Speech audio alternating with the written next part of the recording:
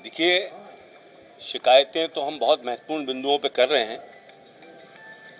और लगभग 300 से ज़्यादा शिकायतें कांग्रेस पक्ष की तरफ से की जा चुकी हैं और महत्वपूर्ण बिंदुओं पे की जा चुकी हैं। आज हम जो शिकायत लेके आए उसका दस्तावेजी प्रमाण भी हमने उनको साथ में पेश किया कि सरकारी पैसा जन अभियान परिषद के माध्यम से मॉडल कोड ऑफ कंडक्ट लगने के बाद, आचार संहिता लगने के बाद 7 करोड़ से ज़्यादा की राशि 52 जिलों के अंदर इन्होंने ट्रांसफ़र करी और 1434 से ज़्यादा वॉलंटरी ऑर्गेनाइजेशंस के मार्फत कई लोगों को ये पैसा 50-50 हज़ार के रूप में आगे बढ़ाया गया। ये कोई ऐसा पैसा नहीं था कि जो रोज़ की सरकार की चलने वाली कार्रवाई के लिए आवश्यक था कि किसी की सैलरी बंटना है या किसी का कुछ बंटना है। इंसेंटिव के नाम पे दे रहे हैं। ये सीधा सीधा शासकीय पैसे की फंडिंग का मामला है।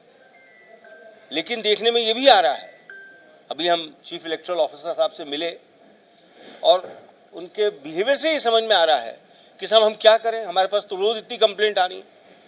तो चुनाव के समय पर अगर चुनाव आयोग ये कहेगा कि हमारे पास इतनी कंप्लेंट आ रही है और हम कुछ नहीं कर सकते, हमको समय लगता है हर चीज़ में, तो चुनाव तो होते ही 15-20 दिन का है। वो सारी गलत चीज़ें करते जा रहे हैं और इसीलिए इसी वजह से भाजपा के पदाधिकारियों में दुस्साहस आ रहा है कि वो बार बार कह रहे हैं कि देखते हैं हमारे होर्डिंग कौन उठा के दिखा सकता है, देखते हैं हमारे खिलाफ कौन एक्शन ले सकता है। अपने कार्यकर्ताओं से मीटिंग्स में वो कह रहे हैं कि डरो मत, कोई कार्रवाई नहीं होगी, चिंता मत करो।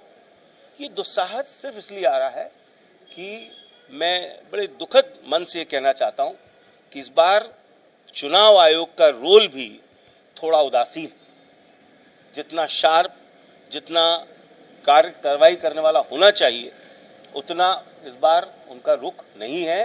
पूर्व चुनाव में भी हमने देखा है, ऐसा नहीं है। अगर शिकायत होती थी तो उसकी प्रॉपर स्क्रूटनी होती थी और 1 दिन 1.5 दिन सुबह शाम तक में अगली पक्ष को नोटिस जाता था और सुनवाई होकर निराकरण होता था। इस बार तो पता ही नहीं पड़ रहा है। कम से कम 300 से ज़्यादा कंप्लेंट हम कर चुके हैं, आज तक एक कंप्लेंट का निराकरण नहीं किया। सिर्फ ये कि सब ठीक है, हम देखेंगे, हमारे पास स्टाफ की कमी है, सब हम देखेंगे। ये बड़ा उदासीन रवैया है, मैं दुखित हूँ इस बात से।